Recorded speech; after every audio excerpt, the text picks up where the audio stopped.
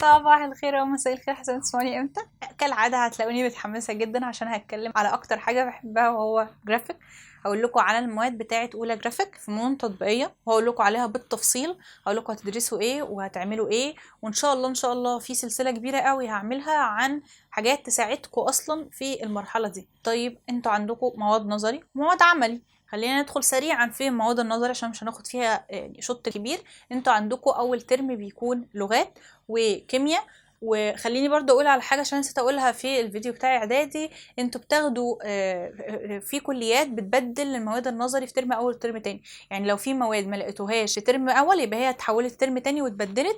وفي حاجه كمان ان في مسميات للمواد ممكن تختلف لكن المحتوى واحد، فكل كليه ممكن تسمي اسم مختلف شويه بس هتلاقوا فيها شبه من الاسم عامه. ممكن تكون مش نفس الاسم بس يعني هو نفس المنهج عامه في كل الكليات. فانتوا عندكم حوالي 3 مواد نظري، هم لغات اللي هو الانجليش مش هنحتاجين نتكلم فيه، وكيمياء مش محتاجين برضو نتكلم. اللي ممكن تكونوا ما درستوش قبل كده هو تاريخ اعلان، وهو مادة نظري بتعرفكم تاريخ الإعلان أو الإعلانات عامة بدأت إزاي قوي منذ القدم يعني، وبتكون مادة نظري.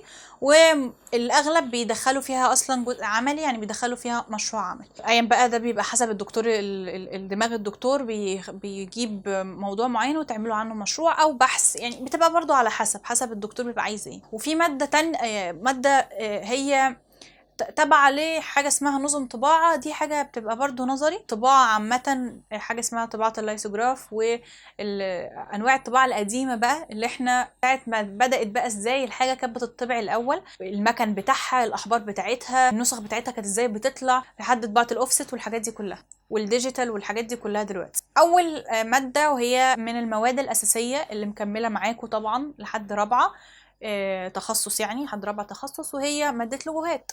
مادة الوجهات من أكتر المواد اللي في ناس كتير بتستصعبها، وهي فعلا في الأول بتبقى صعبة جدا وبعدها بيبدأوا ياخدوا عليها، وبجد من أمتع الحاجات بعد كده عليكم صدقوني، لأن انتوا هتتحولوا في حاجات كتير قوي بعد كده فيها. فاهتموا في مادة اللوجوهات دي. مادة اللوجوهات دي بيعرفكم بقى من أول ما اللوجو بدأ بيتصنع ازاي أصلا، وازاي يبقى عندكم أساسيات تصميم صح، وازاي وايه هي اصلا اساسيات التصميم بتاعه اللوجوهات، ازاي اللوجو يبقى على شكل حروف، ازاي اللوجو يبقى على شكل شكل، يعني ازاي ندمج بين الاثنين. بنقعد نتعرف شويه عن الموضوع ده، وبعدها وربنا يقدرني ان انا امشي معاكم في السكه دي وابدا احاول اكلمكم عن الموضوع ده باستفاضه اكتر في السلسله الجايه بتاعت بدون اعاده. ولو انتوا عايزيني اعملها بجد اكتبوا لي في الكومنتات، والله الموضوع بيفرق معايا جدا. انا عارفه ان في ناس كتير بتستفاد من الفيديوهات دي، والله انا عارفه من غير ما تقولوا، بس صدقوني كلامكم بيفرق معايا. فلو انتوا بتستفادوا من الفيديوهات دي اكتبوا لي في الكومنتات، يعني ما تبقوش مشاهد صامت، والله يتفاعلوا معايا هتلاقوني ان انا ببسط وبنتج اكتر كمان. فلو انتوا بتستفادوا من الموضوع ده، ولو انتوا حابيني اعمل حاجات اكتر عن الكليه وعن المجال ده، اكتبوا لي في الكومنتات. تمام كده، خلينا متفقين يعني. واعملوا بالمره سبسكرايب ولايك وشيروا الفيديو كده ايه بجمله الطلبات يعني. وزي ما اتفقنا لو عايزين تسحبوه بعد كده ما عنديش مشكله لو ما عجبكوش الفيديو في الاخر.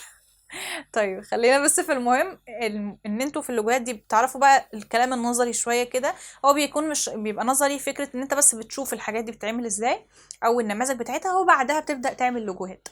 بتبدا بقى تعمل بحروف اسمك، بتبدا تعمل بقى ايا كان بقى الدكتور بيختار لك تعمل ايه، بس هي عامه بتبدأ واحدة واحدة ان انت تعمل في الاغلب بتبقى حروف اسمك، ان انت ازاي تدمج اسمك وتعمله بشبه مختلف او بشكل مختلف، او ان انت تدخل اتنين في بعض. تبدأ بحاجة اسمها كالك، ان انت تجيب كالك وتعمل مثلا بتاع 50 سكتش مثلا. وما تخضوش على فكرة، هم سهلين والله مش صعبين قوي كده.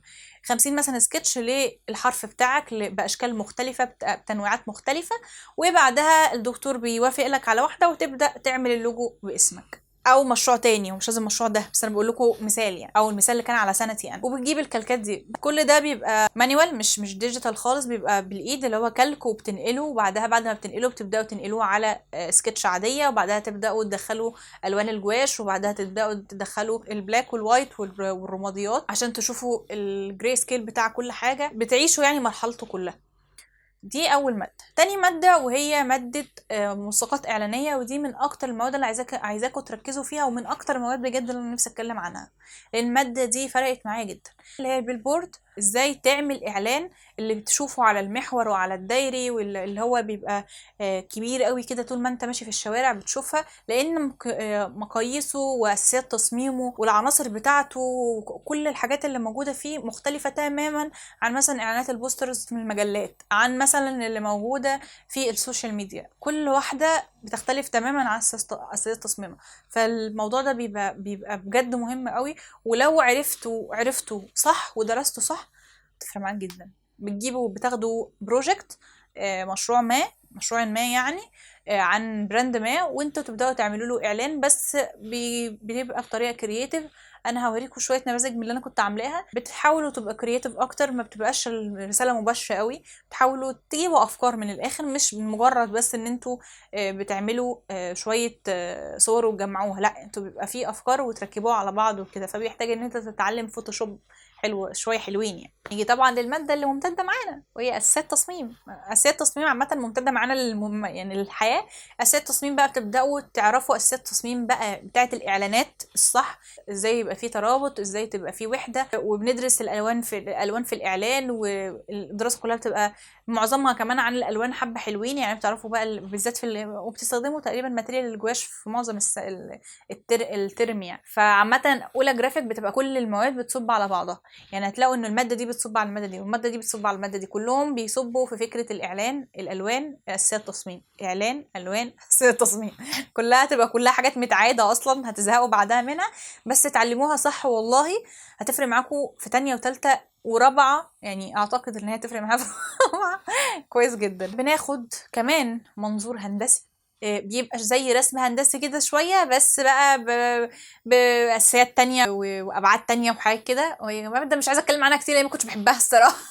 بس عشان انا زي ما قلت انا ما بحبش ديكور وما بحبش الحاجات بتاعه الديكور، فما كنتش يعني بحبها قوي. بس عايزه اقول لكم ان هي فعلا سهله، هي مش صعبه، هي بس محتاجه ان انتوا تتمرنوا كتير قوي وتحضروا المحاضرات باستمرار. في بقى ماده حلوه قوي قوي اسمها نظم اللون في الاعلان. الماده دي بتدرسوا فيها تاثير كل الالوان على العين، او بمعنى اصح يعني التاثير نفس لكل لون. يعني زي البحر لونه ازرق فبيجيب هدوء وبيجيب بروده وكل الحاجات دي كلها. فبتدرسوا كل حاجه تخص الالوان، ازاي يبقى فيه الوان في التصميم بتاعتكم ناجحه، عشان ده اللي بيفرق جدا جدا جدا في التصاميم. ومن اكتر الحاجات اللي انا شايفاها اصلا بتفرق، وفي ناس كتير قوي ما بتعرفش تختار الوان في التصميم بتاعها. فبتعرفوا دايرة الألوان وازاي تليقوا درجتين مع بعض، وازاي الدرجات عامة كلها في التصميم تبقى مية واحدة. تعرفوا كل الأساسيات عامة عن اللون، وده في الأغلب أصلا بتبقوا بتجيبوا إعلان وتحللوا الألوان بتاعته وتشوفوا هما مستخدمين ألوان ايه. وطبعا طبيعة ده برضو رسم، بنبدأ برضو نرسم بقى، بنرسم برضو نفس الحاجات اللي كنا بنرسمها في إعدادي، بس بقى بتطورات حسب الدكتور برضو. يعني انتوا لو بتقفوا عند حتة معينة في إعدادي بتكملوا عليها في طبيعة في أولى.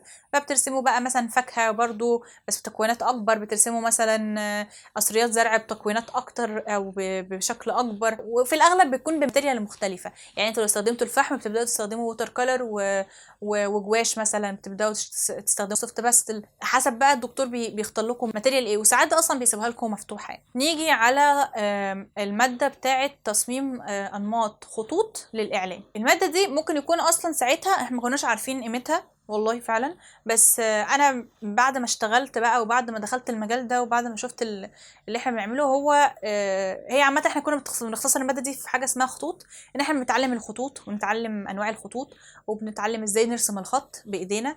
انا لو رجع بيا الزمن الماده الوحيده اللي كنت بجد ههتم بيها قوي هي الماده دي. انا ما كنتش فاهمه انا بعمل ايه وايه علاقته بقى بالتصاميم وبتاع، بس اصلا في مجال كبير اسمه تايبوجراف عندنا في جرافيك. فلو كنت اهتميت شويه كمان، انا دلوقتي بقيت بقى باخد كورسات على التايبوجراف ده علشان انا ما اهتمتش بيه زمان. فاهتموا بالماده دي والله هتتبسطوا بيها قوي. ولو انتوا في المعهد يعني هيديكوا دكتور زي العسل بجد والله العظيم، انا بحبه جدا لان هو الوحيد اللي كان بيدينا، اللي كان بيدي خطوط وما زال بيدي خطوط، لانه هو خطاط من الدرجه الاولى.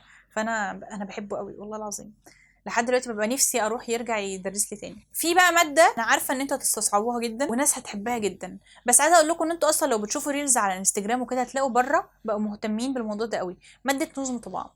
في منها ماده اللي هو زي ما قلت لكم بتاعه حروف دي بتدرسوا نفس الكلام، بس ان انتوا تعملوا ظل ونور وحاجات كده بالحروف.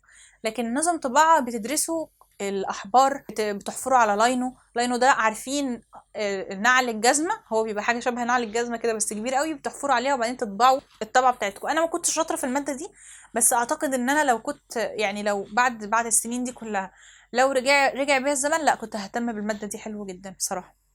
لان انا ما كنتش اعرف ان هي منتشره قوي كده بره، وبيتعمل بيها معارض، صعبه لان انتوا بتحفروا وبعدين تطبعوا، وممكن تبقى طبعه والتانية والتالتة، وبنقعد نطبع كتير قوي على عقبال اصلا ما يطلع الطبعه صح.